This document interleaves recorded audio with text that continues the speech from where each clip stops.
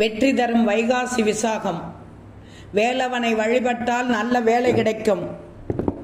வைகாசி மாதம் வரும் விசாகம் நட்சத்திரம் வடிவேலனுக்கு உகந்த நட்சத்திரமாக பக்தர்கள் அனைவராலும் கொண்டாடப்படுகிறது. விசாக தினத்தன்று வேலவனை வழிபட்டால் வெற்றிகள் வந்து சேரும், நல்ல வேலை கிடைக்கும்.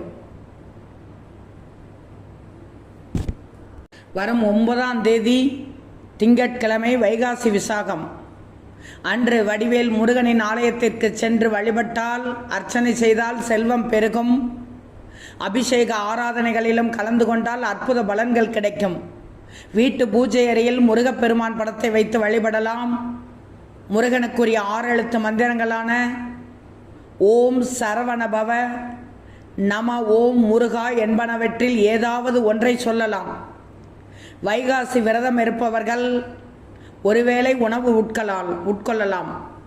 மற்றவர்கள் பால் பழம் சாப்பிட்டு விரதம் இருக்கலாம். முருகன் கோவிலுக்கு சென்று விளக்கேற்றி வழிபடுவதன் மூலம் வேண்டிய வரம் கிடைக்கும்.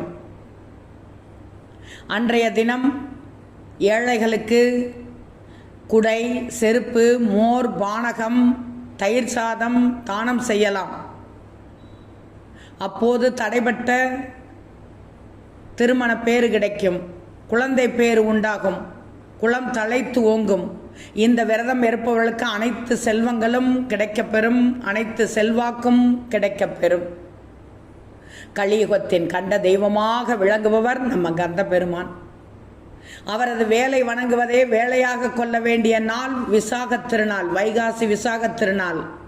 வைகாசி விசாக திருநாளில் பன்னிருகை வேலவனை எண்ணி விரதம் இருந்து வழிபட்டால் இடையூறு சக்திகள் விலகும், லட்சியங்கள் நிறைவேறும்.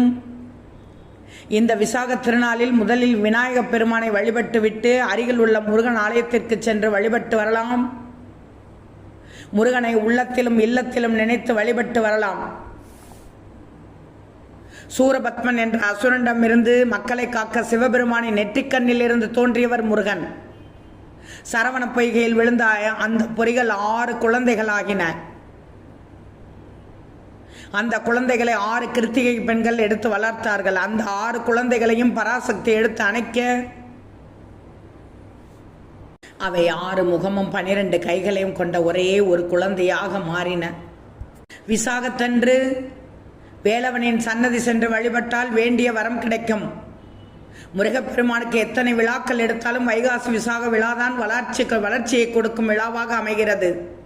வைகாசி விசாக நட்சத்திரண்டு முருகப்பெருமானை தரிசித்தால் வெற்றி கிட்டும்.